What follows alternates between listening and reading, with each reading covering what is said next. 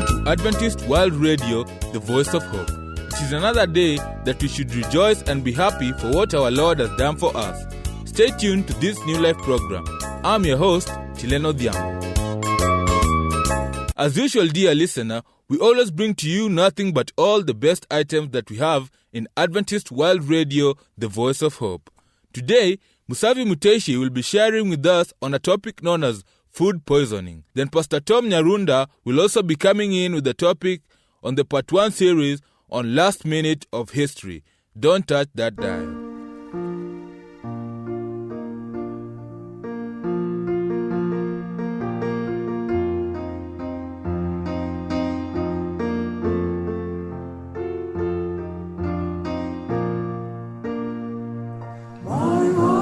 Sing when I pause to remember a heartache is but a stepping stone along a trail that's winding always upward.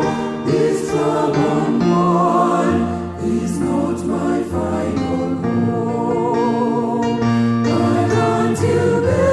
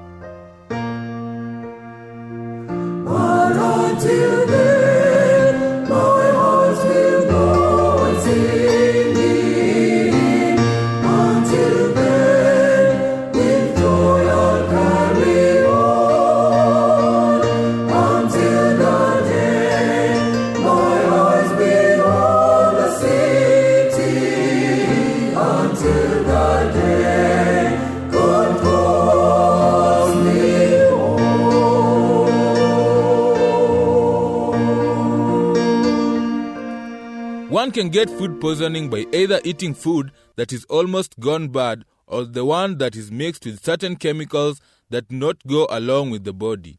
Musavi Muteshi is here to tell us more about this. Stay tuned.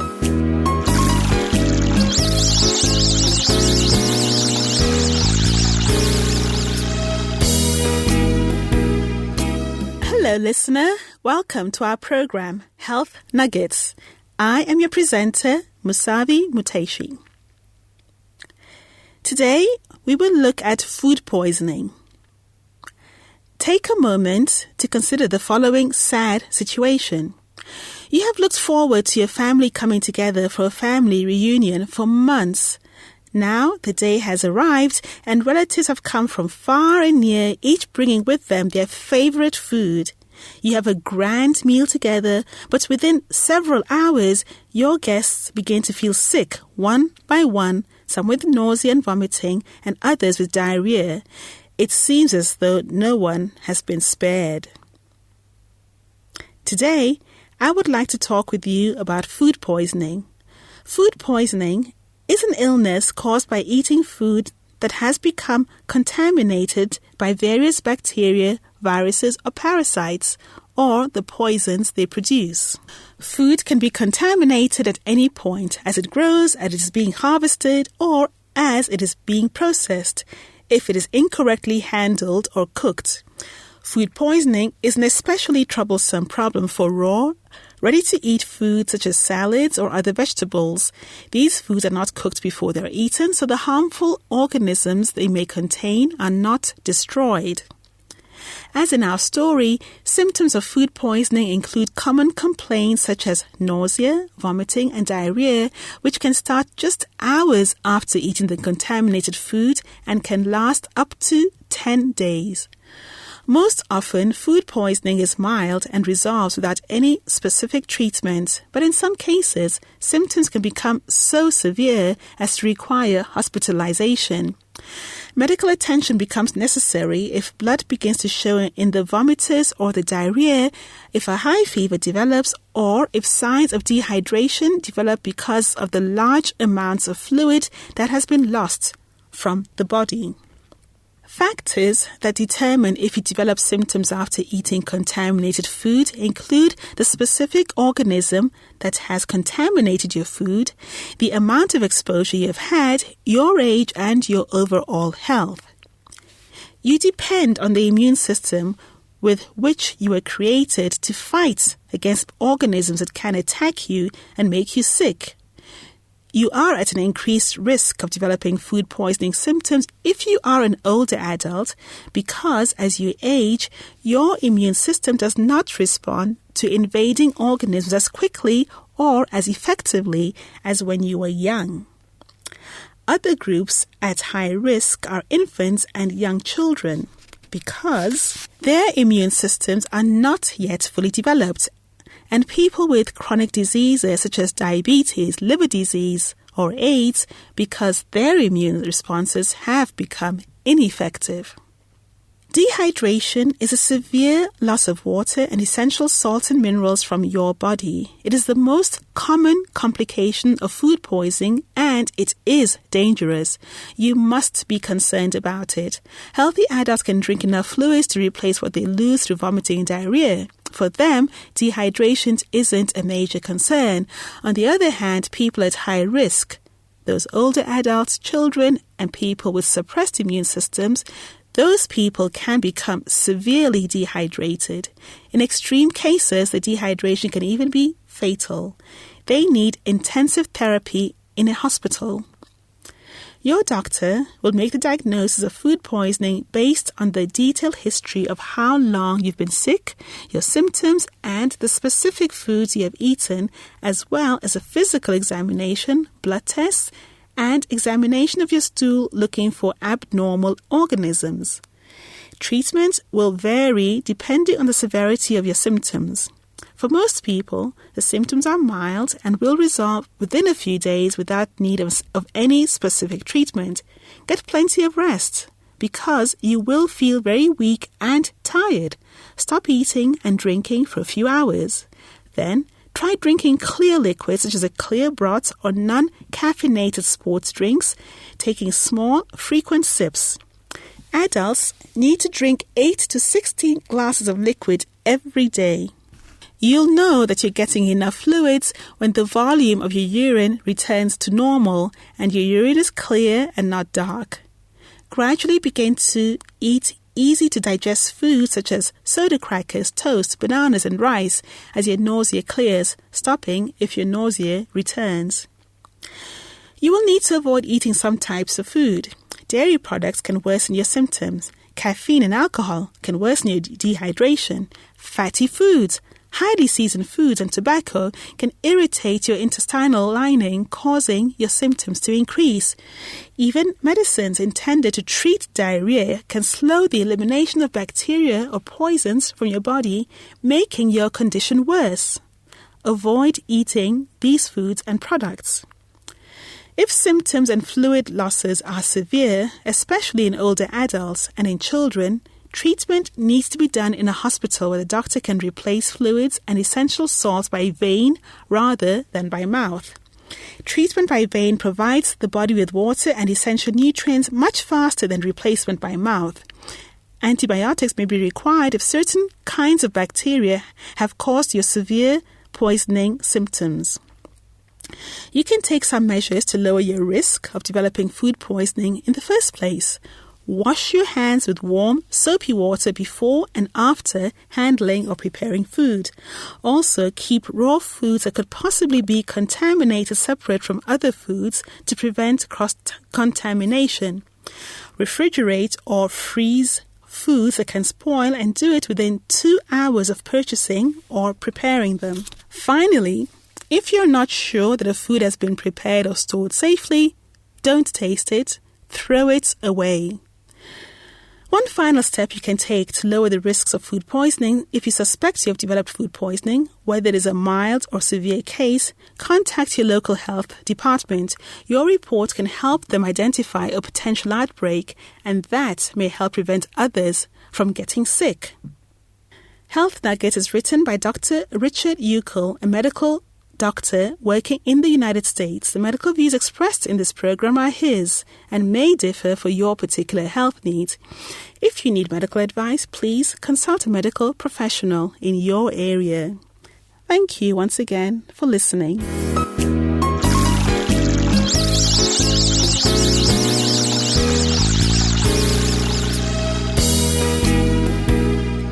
If at all you are joining us right now, this is New Life program coming to you from Adventist World Radio, the Voice of Hope. I'm your presenter, Tileno Diambo. To play a part in this program, send us your comments and thoughts to the producer, Adventist World Radio, PO Box 42276, code 00100, Nairobi, Kenya. Our email address is awrnairobi@eau.adventist.org.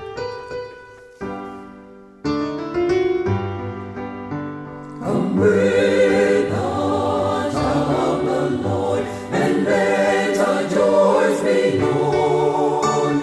Join in a song with sweet accord. Join in a song with sweet accord.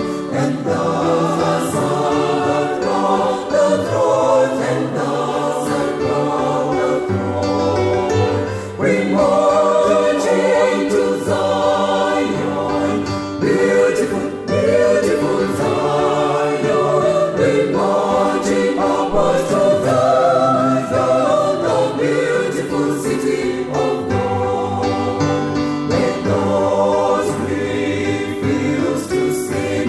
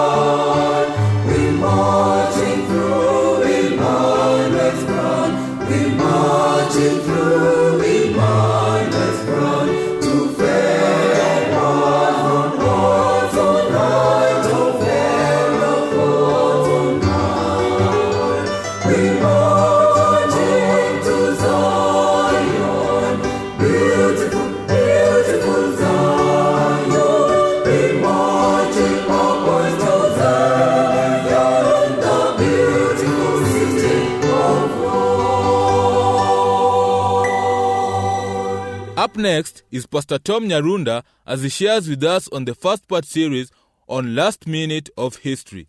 Keep it locked to the Voice of Hope.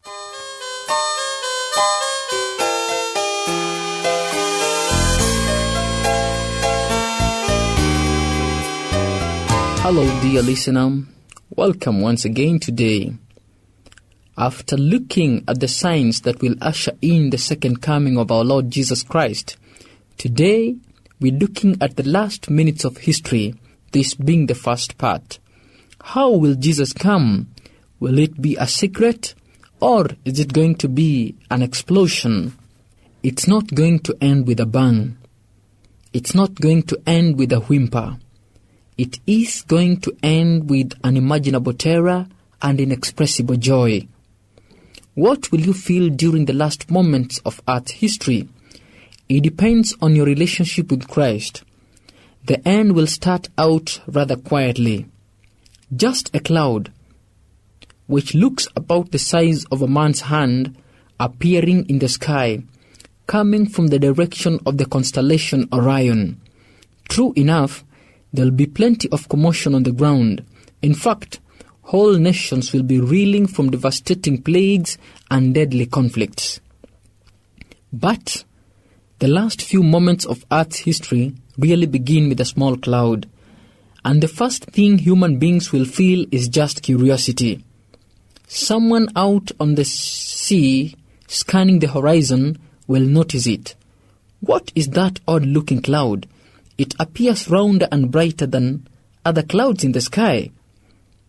Someone watching for a plane to land will see it. Someone just staring at the heavens in a daydream will see it. At first, they'll be just curious. What is that odd-looking cloud? But then, their eyes will widen. The cloud seems to be, yes, it's moving. It's growing bigger. It seems to be speeding towards planet Earth. Within moments, more and more people will look at the sky. They are pointing. They are explaining. It's more than curiosity they feel. It's a strange premonition, something in the pit of their stomachs. People have seen unusual phenomena in the heavens before. They know about the northern lights, meteor showers, and streaking comets. But this is different. Could it be an alien spaceship? Could it be some secret military weapon? The word spreads like a wildfire. A young mother, rocking her baby, gets a call from her husband in the office. Has she heard? Has she seen it? The woman steps quickly into the living room window and looks up. There it is. She clutches her tiny baby tightly to her breast. School children in the playground stop their games and stare. Construction workers drop their tools and look up. More and more people are rushing outside, emptying restaurants, theaters, offices, and shopping malls. The cloud keeps getting bigger and brighter and closer. People can't take their eyes off it. What is it they are seeing? It's the fulfillment of a promise that Jesus Christ made. In Matthew 24 verse 30, he told his followers what would happen right after the final disturbances of nature mark the end of time. Then the sign of the Son of Man will appear in heaven, and all the tribes of the earth will see the Son of Man coming on the clouds of heaven with power and great glory. The cloud in the sky is getting bigger because Jesus is returning to the earth. This time he is not going to come as a humble carpenter of Nazareth, not as a Galilean rabbi, but as King of kings and Lord of lords. That cloud in the sky keeps getting brighter because this time Christ is coming with power and great glory. And this time, every human being on earth will witness his entry. The Apostle John reiterates the words of Matthew in Revelation chapter 1 and verse 7. Behold, he is coming with the clouds, and every eye shall see him.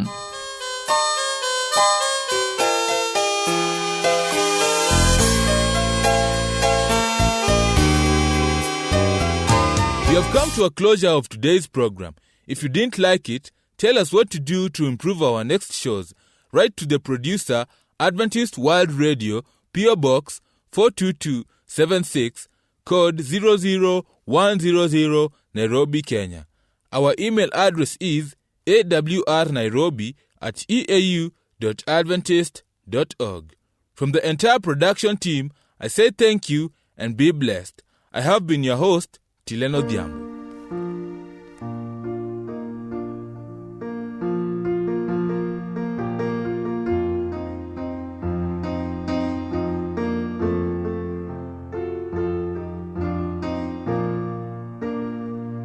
My heart can sing when I pause to remember a heartache is but a stepping stone.